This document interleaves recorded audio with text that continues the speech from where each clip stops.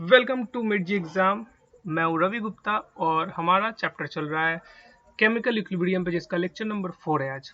ठीक है, तो कुछ इंपॉर्टेंट पॉइंट्स हम सबसे पहले देखेंगे। लास्ट क्लास में हमने डिग्री ऑफ डिसोसिएशन तक कवर कर लिया है।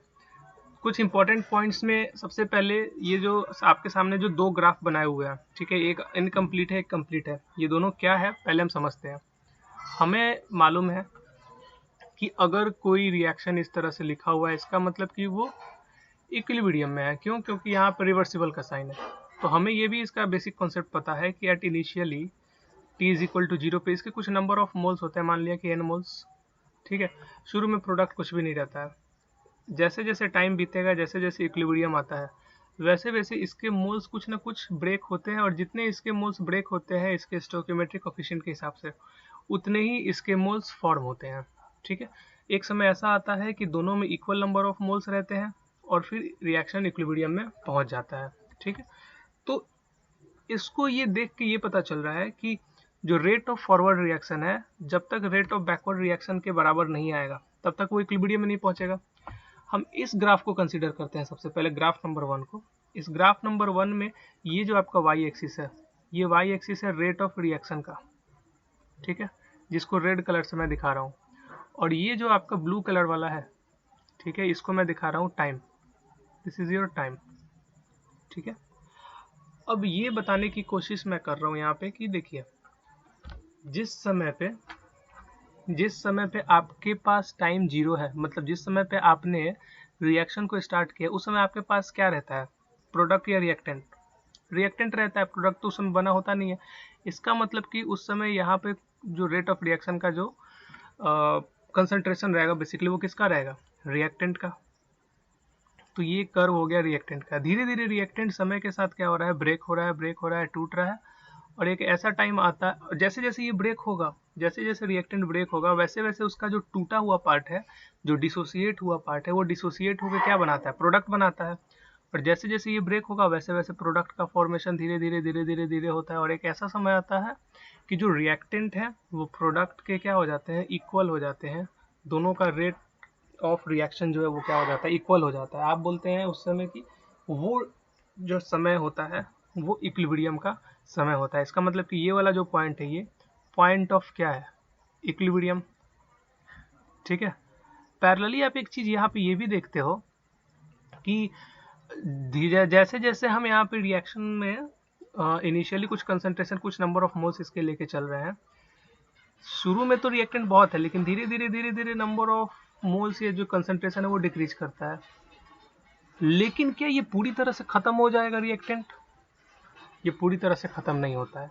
ये एक फिक्स अमाउंट, एक फिक्स पैरामीटर पे जाके रुक जाता है, और वहां से वो इक्विलिब्रियम में आ जाता है प्रोडक्ट के साथ। ये कुछ टूट गया फिक्स अमाउंट में, और वही फिक्स अमाउंट यहाँ पे कुछ बन गया, और दोनों फिर ना ही किसी में ज़्यादा होगा ना ही किसी में कम होगा, दोनों एक कांस्टेंट कंसंट्रेशन टर्म पे आ जाते हैं। मतलब कि जैसे जैसे रिएक्टेंट, ये ग्रीन वाला रिएक्टेंट का है, जैसे जैसे ये रिएक्टेंट ब्रेक होगा, और मैं यहाँ पे ये बना रहा हूँ कंसंट्रेशन वर्सेस टाइम। ठीक है, तो जैसे जैसे ये रिएक्टेंट ब्रेक होगा, एक कंसंट्रेशन किसी भी टाइम पे फिक्स हो जाएगा कि अब उससे कम नहीं हो सकता है वो, या उससे ज़्यादा भी नहीं हो सकता, वो इक्विलिब्रियम में अब आ चुका है। सिमिलरली जो प्रोडक्ट है वो भी एक फिक्स कंसंट्रेशन पे आके रुक जाएगा, मतलब कि दोनों क्या हो जाएंगे? पैरेलल। जो प्रोडक्ट है वो भी एक फिक्स आ जाएगा ना, जैसे कि रिएक्टेंट को जितना टूटना था उतना तो टूट गया, अब फर्दर नहीं टूट सकता है। प्रोडक्ट को जितना बनना था उतना बन गया, वो फर्दर नहीं बन सकता है। अब दोनों एक ऐसी स्थिति में पहुंच चुके हैं, एक ऐसे कंडीशन में पहुंच चुके हैं जहां से कि वो बिल्कुल इक्विलिब्रियम में है। तो वहां पे जो कंसंट्रेशन होगा इनका, ये दोनों क्या हो जाएगा? बिल्कुल एक दूसरे के पैरेलल हो जाएगा। ये बहुत इंपॉर्टेंट पॉइंट है, ये चीज़ें आपको बतानी थी मुझे। ठीक है, यहाँ तक कोई दिक्कत है? कोई दिक्कत नहीं है। तो अब हम थोड़ा सा आगे बढ़ते हैं। डिग्री ऑफ डिसोसिएशन हमने लास्ट क्लास में पढ़ा था, आज उसके आगे हम देखेंगे क्या क्या चीज़ें हैं जो डिग्री ऑफ डिसोसिएशन से रिलेटेड है। ठीक है, इसमें पहली बात जो आती है, मैं यहाँ पे आपको बताने की कोशिश करूँगा कि डिग्री ऑफ डिसोसिएशन जो हमने पढ़ा था, जिसमें आपने अल्फ़ा की वैल्यू कैलकुलेट की थी, capital D minus small d divided by small d into n minus 1। ठीक है, ये फॉर्मूला आपने पढ़ा था, where alpha is equal to degree of dissociation. Capital D जो था वो आपका theoretical, small d is your experimental, density n is your number of moles and 1 is your constant. ये आपका एक वैल्यू आया था, ठीक है। अब इस वैल्यू को थोड़ा सा और हम इसके साथ छेड़खानी डिवाइड करते हैं, इसको मल्टीप्लाई करते हैं, देखते हैं यहाँ से क्या कुछ क्रिएटिव आ सकता है। क्योंकि देखिए JEE या नीट वगैरह जो है ना, हालांकि ये तो नीट वगैरह JEE मेंस में नहीं पूछेगा, एडवांस सब में आ सकता है। इस पर क्वेश्चन अभी तक आया नहीं है बट पूछ सकता है। ये पूछ सकता है कि एक बात बताइए, ये d minus D divided by small d, ठीक है, इसको आप इधर करेंगे तो ये n minus one into alpha इधर चला आएगा, चला आएगा ना। अगर ये इधर चला आएगा तो एक बात बताइए, क्या आपने ये देखा है y is equal to m into x? क्या उस पर ये बैठ रहा है, फिट बैठ रहा है? जरा देखो, ये खुद ही समझ में आ जाएगा कि अगर हम एक काम करते हैं, y की जगह पे हम रखते हैं इसको हम मानते हैं y, ठीक है, और अल्फा को मानते हैं हम x, तो ये हो जाएगा आपका अल्फा और ये हो जाएगा d minus D divided by small d। ये तो स्लोप क्या हो जाएगा आपका n माइनस वन, और आपको पता है कि y is equal to mx का ग्राफ पासिंग फ्रॉम ऑरिजिन, ठीक है, ऑरिजिन से पास करता है, और इसका स्लोप फिर कितना हो जाएगा यहाँ पे n माइनस वन। तो इस पे बेस्ड एक क्वेश्चन पूछ सकता है आपसे कि आप इस तरह का ग्राफ दे दिया, बोलेगा कि इसका स्लोप बताइए, तो आपको कंफ्यूज नहीं होना क्योंकि आपको अभी ये पता चल चुका है। यहाँ तक कोई डाउट है? कोई डाउट नहीं है, ओके, चलिए ठीक है। तो ये चीज़ एक बहुत ही बड़ी इंफॉर्मेशन, बहुत एक बोल सकते हो आपकी प्रैक्टिकल क्रिएटिव चीज़ जो था यहाँ पे मैंने आपको बताया। यहाँ से क्वेश्चन आता तो फिर आप अब कंफ्यूज नहीं होना आपको, ठीक है। चलिए, अगर ये यहाँ से इसको फर्दर अगर मैं बोलूँ कि ये d डिवाइडेड बाई डी कर दो और ये माइनस डी बाई डी ये कैंसिल हो जाएगा, तो ये कितना हो जाएगा plus d plus one is equal to alpha into n minus one, ठीक है। तो यहाँ पे ये वन वैल्यू, तो ये स्लोप थोड़ा सा ऊपर शिफ्ट कर जाएगा, ये चीज़ आपको समझना है, ठीक है। ओके, नाउ बहुत ही important characteristics of equilibrium constant. Equilibrium constant क्या होता है? के होता है, जिसको के बोलो आप या फिर के ही बोलो, कोई दिक्कत नहीं है, के ही बोल दो। मतलब कि इक्विलिब्रियम का जो कांस्टेंट है उसके कैरेक्टरिस्टिक्स, उसका कैसे कैसे वो किस पे डिपेंड करता है, किस पे डिपेंड नहीं करता है, कैसा उसका चरित्र है। कैरेक्टरिस्टिक्स का मतलब यही होता है मेनली, ठीक है। तो इस चीज़ को हम समझेंगे यहाँ पे। तो देखिए, जो इक्विलिब्रियम कांस्टेंट है वो सबसे पहली बात कि डिपेंड नहीं करता है किन किन चीज़ों पे, हम ये चीज़ देखेंगे। वो डिपेंड नहीं करता है आपके प्रेशर पे, वो डिपेंड नहीं करता है आपके इनर्ट मटेरियल पे, वो डिपेंड नहीं करता है आपकी डेंसिटी पर, वो डिपेंड नहीं करता है कैटलिस्ट पे, ठीक है। कैटलिस्ट पे कौन डिपेंड करता है? Rate of reaction. लेकिन हम किसकी बात कर रहे हैं अभी? इक्विलिब्रियम कांस्टेंट की। तो वो डिपेंड अगर इन बातों पे नहीं करता है तो वो किस चीज़ पे डिपेंड करता है भाई? तो वो डिपेंड करता है सिर्फ और सिर्फ किस पे? टेम्परेचर पे, ठीक है। जो इक्विलिब्रियम कांस्टेंट के ई है वो सिर्फ और सिर्फ किस पे डिपेंड करता है? टेम्परेचर पे। और टेम्परेचर पे डिपेंड करता है तो कैसे कैसे डिपेंड करता है, कैसे कैसे बदलता है, ये सब कुछ हम समझेंगे वैन हॉफ इक्वेशन के हेल्प से। वैन हॉफ इक्वेशन, ठीक है। वैन हॉफ जो थे एक साइंटिस्ट थे, उन्होंने एक इक्वेशन दिया था इस चीज़ को समझने के लिए। अब ये क्या है वैन हॉफ इक्वेशन, जरा हम देखते हैं, ठीक है। तो देखिए, वैन हॉफ इक्वेशन, हालांकि इसका डेरिवेशन तो आपको बुक में मिल जाएगा, मैं यहाँ पे डेराइव नहीं करा रहा हूँ, मैं डायरेक्ट यहाँ पे आपको फॉर्मूला लिख के बताता हूँ कि वैन हॉफ इक्वेशन क्या है।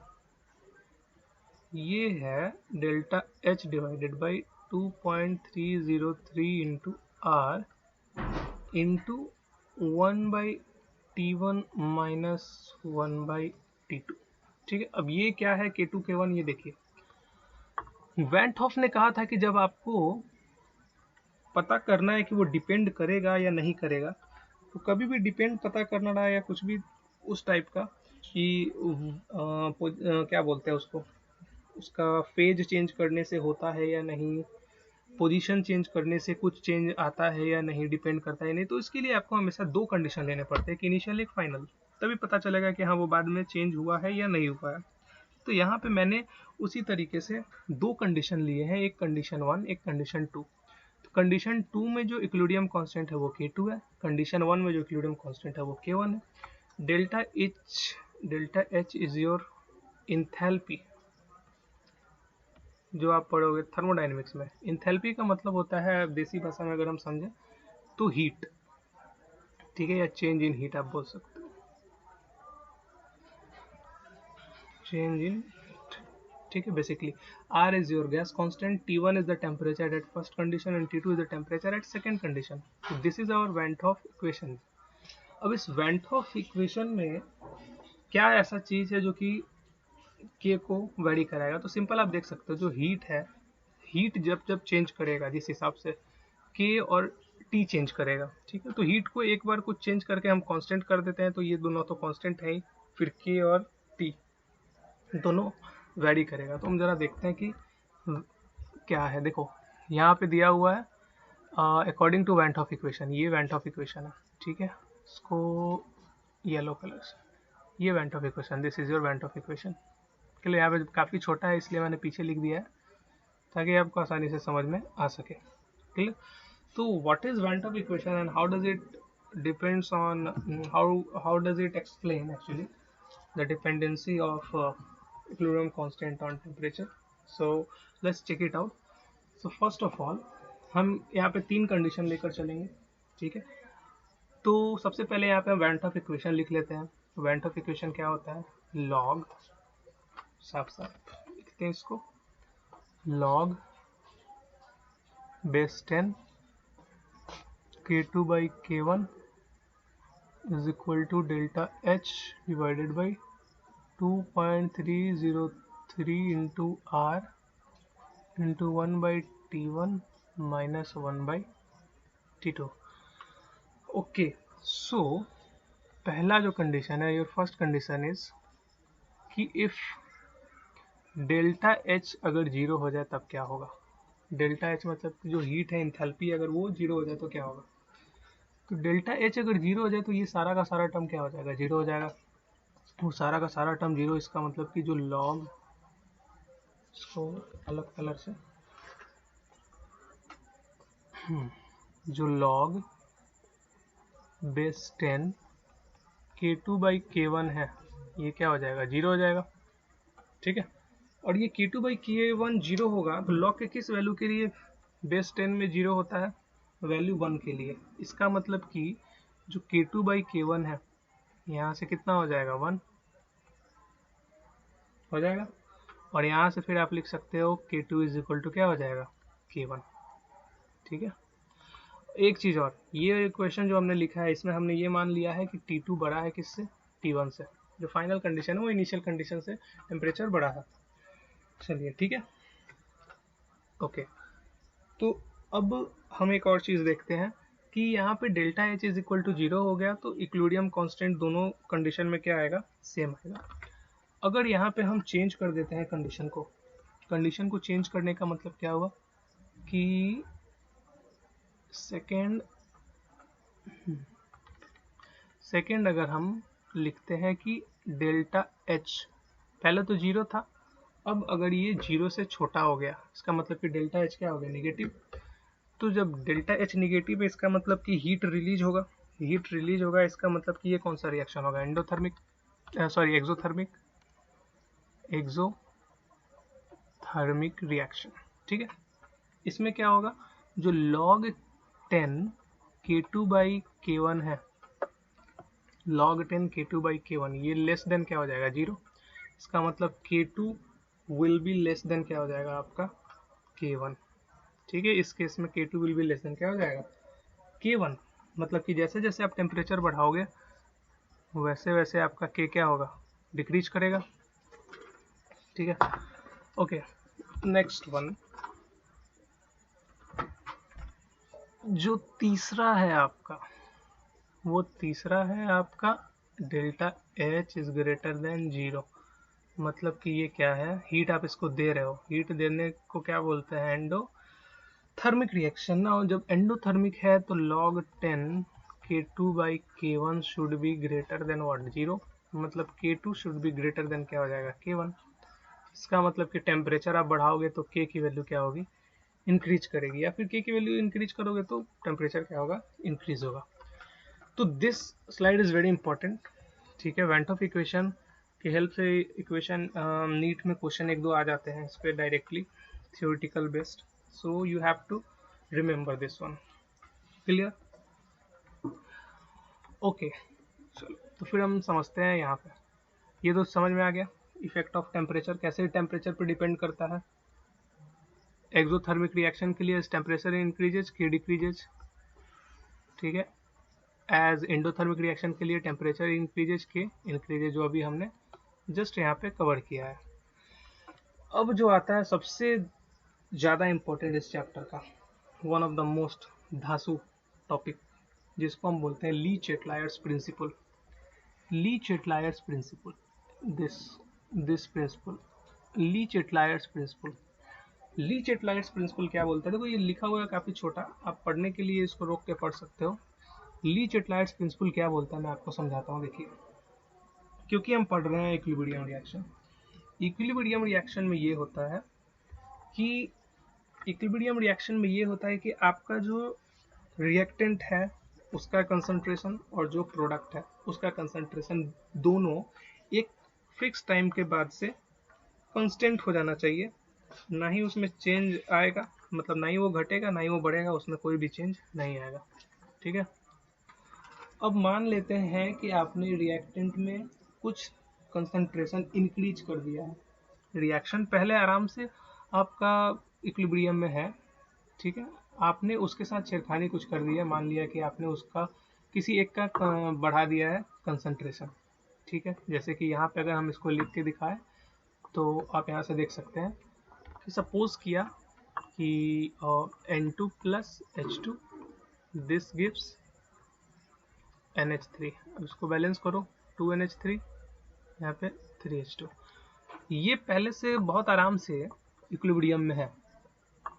अब यहाँ पे सबका कंसंट्रेशन वगैरह एकदम फिक्स है, नॉर्मल है। अब यहाँ पे आपने क्या किया, आप क्या करते हो कि गलती से नाइट्रोजन का कंसंट्रेशन आपने बढ़ा दिया। नाइट्रोजन का कंसंट्रेशन अगर बढ़ गया तो इस पूरे रिएक्शन में खलबली मच जाएगी कि भाई हम लोग तो पहले आराम से इक्विलिब्रियम में थे लेकिन इसका कंसंट्रेशन अब बढ़ गया है, तो वापस इक्विलिब्रियम में कैसे आना है? तो अब ये नाइट्रोजन क्या करेगा, धीरे धीरे कंसंट्रेशन आगे की तरफ देना शुरू करेगा। थोड़ा इसको देगा, फिर ये थोड़ा सा इधर बढ़ाएगा, तब जाके इसके पास जो एक्सेस था वो सब जगह क्या हो जाएगा, जाके डिस्ट्रीब्यूट हो जाएगा, ठीक है। तो ये सब चीज़ को एक्सप्लेन, यही सब चीज़ को जो क्या बोलते हैं अनस्टेबिलिटी जो आती थी इक्विलिब्रियम इक्वेशन में, इक्विलिब्रियम रिएक्शन में, इस अनस्टेबिलिटी को एक्सप्लेन करने के लिए जो हमारे पास जो साइंटिस्ट जिन्होंने बताया ये सारा कॉन्सेप्ट, उनका नाम था ली चेटलायर, ठीक है। और उन्होंने बहुत सारे कॉन्सेप्ट दिए। उन्होंने सबसे पहले कहा भाई कि effect of change of concentration. सबसे पहले आप देखिए effect of change of concentration, अगर आप कंसंट्रेशन में चेंज करते हो तो क्या आएगा, ये ए है, ठीक है। ये चीज़ हालांकि मैंने यहाँ पे लिखा है, आप यहाँ देख सकते हो, कहाँ गया, यहाँ पे change of concentration, effect of change in concentration on equilibrium, ठीक है। रेड कलर से दिखा देता हूँ, ये वाला, ठीक है। तो उन्होंने ये कहा भाई कि देखिए कंसंट्रेशन चेंज करने से ये कैसे चेंज करेगा, जैसे कि अभी मैंने बताया ऊपर वाले एग्जांपल में कि अगर आपने सपोज कर लो कि नाइट्रोजन का N2 का बढ़ा दिया कंसंट्रेशन, ठीक है, तो N2 किधर साइड में है, रिएक्टेंट में है, ठीक है। वापस से ये इक्विलिब्रियम में आने के लिए थोड़ा थोड़ा अमाउंट किसको देगा, इसको देगा, थोड़ा अमाउंट किसको देगा, इसको, सो दैट कि ये डिस्ट्रीब्यूट हो जाए एक्स्ट्रा, क्योंकि लेफ्ट साइड में तो कुछ है ही नहीं ना, तो उधर तो जाएगा ही नहीं, ठीक है। तो कंसंट्रेशन बढ़ने की वजह से अगर आपने रिएक्टेंट में कंसंट्रेशन बढ़ाया तो रिएक्शन किधर की तरफ मूव कर रहा है, किधर शिफ्ट करेगा अपने आप को कि वो वापस इक्विलिब्रियम में आ जाए, फॉरवर्ड डायरेक्शन में। ये फॉरवर्ड डायरेक्शन में अपने आप को शिफ्ट करेगा, तब वापस से ये किस में आ जाएगा, इक्विलिब्रियम में। सिमिलरली अगर आपने NH3 का बढ़ा दिया होता, मान लो कि NH3 का बढ़ा दिया होता, तो NH3 का बढ़ाएंगे तो प्रोडक्ट ज़्यादा हो गया, तो प्रोडक्ट ज़्यादा हो गया और इन दोनों के मुकाबले में प्रोडक्ट बहुत ज़्यादा हो गया, तो वापस से इक्विलिब्रियम में आने के लिए किधर अपने आप को शिफ्ट करेगा, बैकवर्ड डायरेक्शन में, सो दैट कि वो वापस इक्विलिब्रियम में आ सके। यही बताता है ली चेटलायर प्रिंसिपल, ठीक है। तो पहला था आपका चेंज इन कंसंट्रेशन। अब यहाँ पे हम समझते हैं एज वी ऐड और रिमूव रिएक्टेंट या फिर product, the ratio of equilibrium constant becomes Q. ये बिकम्स क्यू क्यों?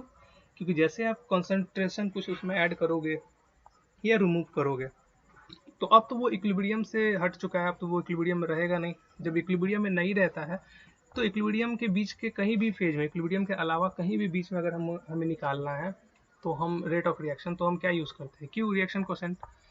तो ये वही चीज़ है कि अगर क्यू इज लेस देन के रहा तो ये किधर रिएक्शन फॉरवर्ड, रिएक्शन किधर शिफ्ट करेगा? फॉरवर्ड डायरेक्शन में। अगर ये ग्रेटर रहा तो फिर किधर? बैकवर्ड डायरेक्शन, जो भी हमने पढ़ा है। ठीक है।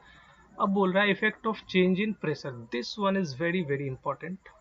Effect of change in pressure, ये मतलब बहुत ही ज़्यादा इंपॉर्टेंट है, इस चीज़ को हम समझते हैं। ये देखिए effect of change in pressure कैसे हम समझेंगे? प्रेशर का जो इफेक्ट है, चेंज इन प्रेशर, मैं यहाँ पर लिख देता हूँ। चेंज इन प्रेशर को आप कैसे समझिएगा ये मैं बता रहा हूँ यहाँ पे आपको। देखिए चेंज इन प्रेशर, ओके। सो आपको पता है, क्या पता है?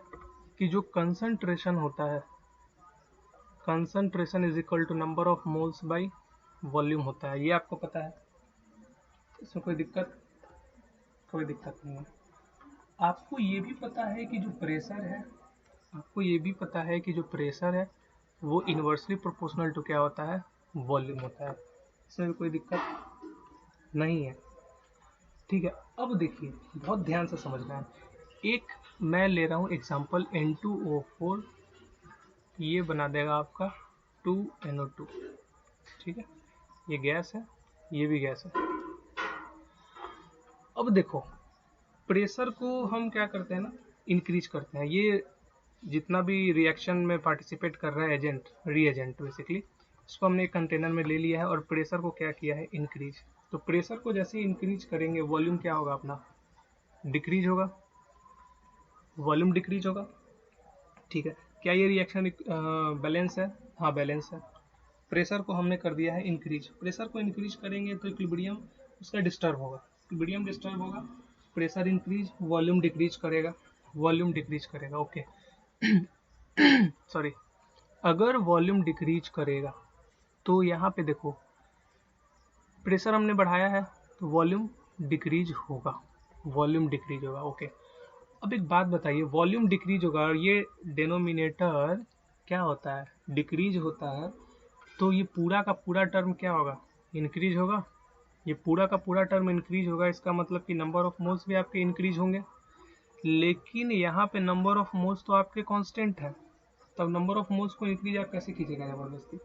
तो उसी को मेंटेन करने के लिए हम प्रेशर बढ़ने पे रिएक्शन को उधर शिफ्ट कराते हैं जिधर नंबर ऑफ मोल्स क्या हो?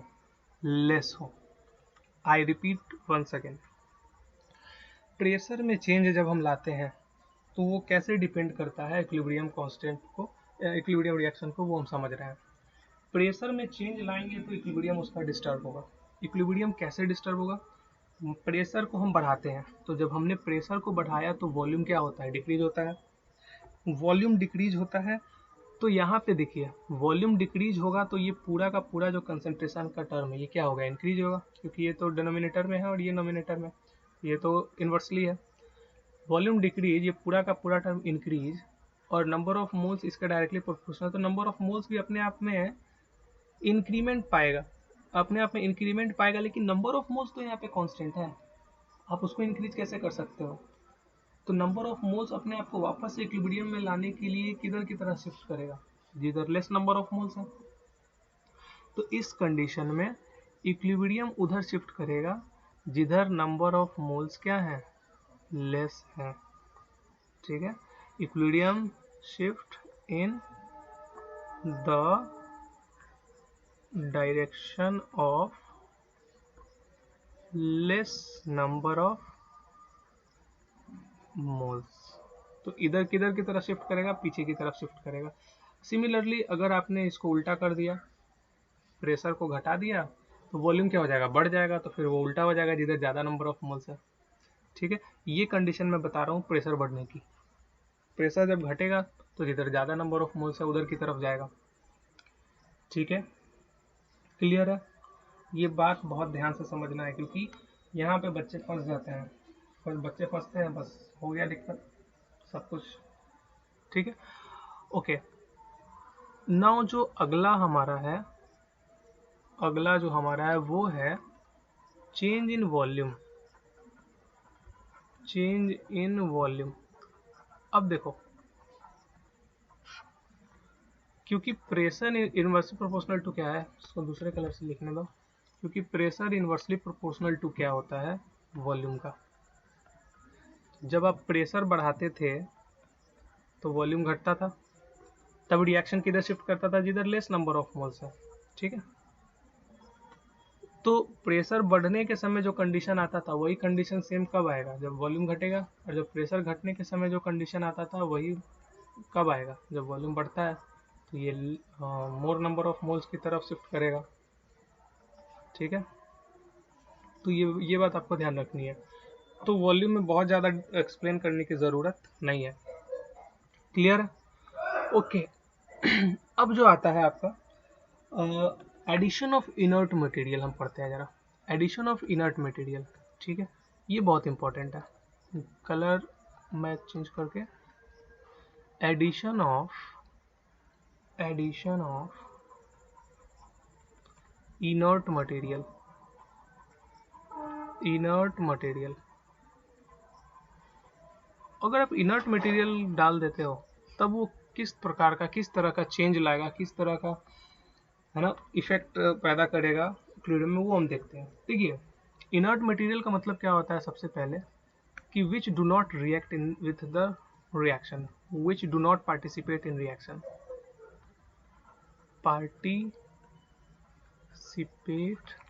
इन रिएक्शन, जो रिएक्शन में पार्टिसिपेट नहीं करता वो आपका इनर्ट मटेरियल है। तो एक बात बताओ कि अगर ये एक कंटेनर है, इसमें पहले से कुछ रिएक्टेंट आपके रखे हुए, इसमें हमने इनर्ट मटेरियल डाल दिया, तो ये तो रिएक्शन के साथ पार्टिसिपेट नहीं कर रहा है, लेकिन इसके वॉल्यूम को तो चेंज कर रहा है, वॉल्यूम को तो बढ़ा रहा है, अगर इनर्ट मटेरियल इसमें हम ऐड कर देते हैं तो। ये तो मेन कॉन्सेप्ट है आपको जो समझना है। ठीक है, तो देखो यहाँ पे दो कंडीशन होता है। पहला कंडीशन ये कि इनर्ट मटेरियल को जब आप ऐड कर रहे हो, ऐड करने के बाद भी जो वॉल्यूम है वो क्या है, कांस्टेंट है, उस समय तो कोई इफेक्ट नहीं आएगा। क्यों? क्योंकि जब आप उसको ऐड कर रहे हो वॉल्यूम चेंज ही नहीं करेगा, कांस्टेंट वॉल्यूम रहेगा, तो नंबर ऑफ मोल्स तो वैसे भी, क्योंकि ये तो रिएक्ट करेगा नहीं रिएक्टेंट्स या प्रोडक्ट से या किसी भी रिएजेंट से, तो नंबर ऑफ मोल्स या उसके कंसंट्रेशन में भी चेंज नहीं लाएगा, तो वॉल्यूम पे कोई इफेक्ट नहीं करेगा, नो इफेक्ट। बट जो बहुत इंपॉर्टेंट है कि अगर कांस्टेंट प्रेशर पे आप ऐड करते हो तब क्या होगा, जो समझने वाली बात है वो ये है। कांस्टेंट प्रेशर पे अगर आप ऐड करते हैं तो क्या होगा, तो मैं यहाँ पे पहले ही लिख देता हूँ और फिर इसको हम एक्सप्लेन करके समझते हैं कि ये क्या है। तो कांस्टेंट प्रेशर पे जब आप इनर्ट मटेरियल को ऐड करते हैं तो इक्विलिब्रियम उधर शिफ्ट करता है जिधर नंबर ऑफ मोल्स ज़्यादा रहते हैं। तो मैं यहाँ पे लिख देता हूँ, equilibrium shift in the direction of more number of moles. अब ये कैसे हुआ जरा हम समझते हैं। प्रेशर कांस्टेंट है, प्रेशर कांस्टेंट है, लेकिन वॉल्यूम आपने इनर्ट मटेरियल ऐड किया है। ठीक है, इनर्ट मटेरियल आपने ऐड किया है तो वॉल्यूम आपका क्या हो जाएगा, इंक्रीज होगा। ठीक है, थोड़ा सा कलर चेंज करने दो भाई, कलर चेंज करने दो। ठीक है, चलो। जब आपने इनर्ट मटेरियल ऐड किया है उस पार्टिकल में, उस कंटेनर में, तो वॉल्यूम आपका क्या होगा, इंक्रीज होगा। वॉल्यूम जब इंक्रीज होगा तो ये पूरा का पूरा टर्म क्या होगा, डिक्रीज होगा। जब ये पूरा का पूरा टर्म डिक्रीज होगा, इसका मतलब कि ये नंबर ऑफ मोल्स भी अपने आप को क्या पाएंगे कि डिक्रीज हो रहा हूँ मैं तो, लेकिन मेरे को तो डिक्रीज होना नहीं है क्योंकि इक्विलिब्रियम में रहना है। तो उसी लिए इक्विलिब्रियम वापस पाने के लिए ये उधर शिफ्ट होना चाहेंगे जिधर ज़्यादा नंबर ऑफ मोल्स है, क्योंकि ये तो कम हो रहे हैं तो इनको तो ज़्यादा चाहिए ना, तो ये अपने आप को उधर शिफ्ट करेंगे जिधर ज़्यादा नंबर ऑफ मोल्स है। ठीक है, तो कांस्टेंट प्रेशर पे ये कंडीशन होता है। और इससे एक दो क्वेश्चन क्या, बहुत सारे क्वेश्चंस आ चुके हैं डायरेक्टली, ये बात आपको ध्यान रखनी है।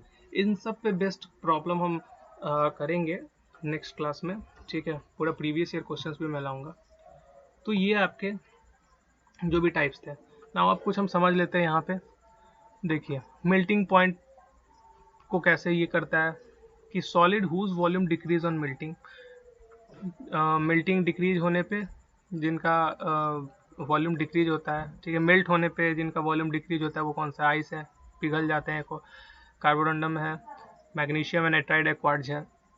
ठीक है, जिसका इंक्रीज होता है मेल्टिंग बढ़ाने पे, मेल्टिंग करने पे जिसका वॉल्यूम इंक्रीज होता है वो आयरन है, कॉपर है, सिल्वर है, गोल्ड है, etc।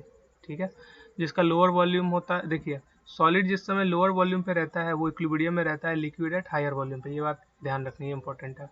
ठीक है, in this case the process of melting becomes difficult at high pressure and दस मेल्टिंग बिकम्स हाई, ये बात ध्यान रखनी है ना। सॉल्युबिलिटी ऑफ सब्सटेंस समझना जरूरी है। सॉल्युबिलिटी ऑफ सब्सटेंस समझिए क्या है।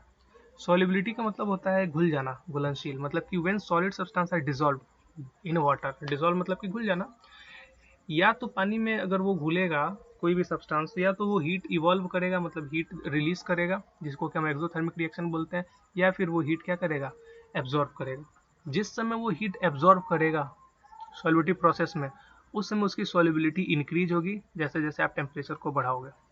जैसे जैसे अब एक्सोथर्मिक की बात करते हैं, सॉल्युबिलिटी प्रोसेस में जैसे जैसे आप सॉल्युबिलिटी बढ़ाते जाओगे एक्सोथर्मिक में, मतलब हीट रिलीज हो रहा है, हीट रिलीज हो रहा है तो सॉल्युबिलिटी डिक्रीज होता है टेम्परेचर बढ़ाने के साथ साथ। तो ये दोनों टर्म याद रखना है आपको, डायरेक्ट क्वेश्चन यहाँ से आ सकता है।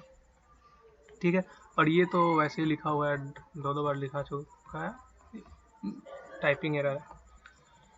ओके, नाउ ये मैंने अभी समझा दिया है आपको, इफेक्ट ऑफ टेम्परेचर समझा दिया है। Solubility of gases in liquid. When a gas dissolve in liquid, there is decrease in volume. Gas और लिक्विड का मिक्सचर सॉल्युबिलिटी कहाँ पे आता है, कोका कोला देखते हो, कोका कोला का ढक्कन खोलना, फुस जो आवाज़ आती है ना, वो CO2 गैस होती है।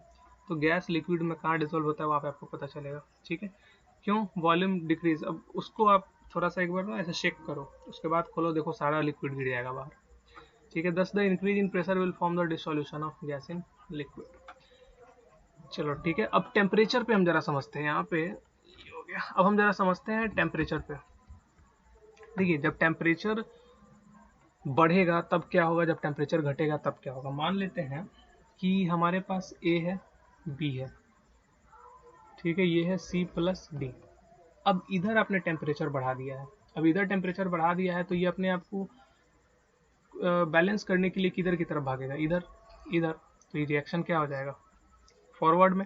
मतलब कि यहाँ पे आपने हीट दिया है तो एंडोथर्मिक रिएक्शन के लिए जैसे जैसे टेम्परेचर दोगे वैसे वैसे ये क्या होगा, बैकवर्ड डायरेक्शन में शिफ्ट करेगा। मतलब एंडोथर्मिक के लिए बैकवर्ड डायरेक्शन में शिफ्ट करेगा, और ये एक्सोथर्मिक के लिए क्या हो जाएगा, एक्सोथर्मिक के लिए फॉरवर्ड डायरेक्शन में शिफ्ट करेगा। ठीक है, तो इस बात को आप यहाँ पे लिख लो, यहाँ पे लिख लो ये तो। ठीक है, एंडोथर्मिक के लिए बैकवर्ड डायरेक्शन में शिफ्ट करेगा, और एक्सोथर्मिक के लिए ये फॉरवर्ड डायरेक्शन में शिफ्ट करेगा।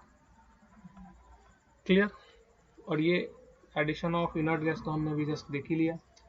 तो ये था आपका ली चैटलायर्स प्रिंसिपल, जो कि बहुत बहुत बहुत ज़्यादा इंपॉर्टेंट था।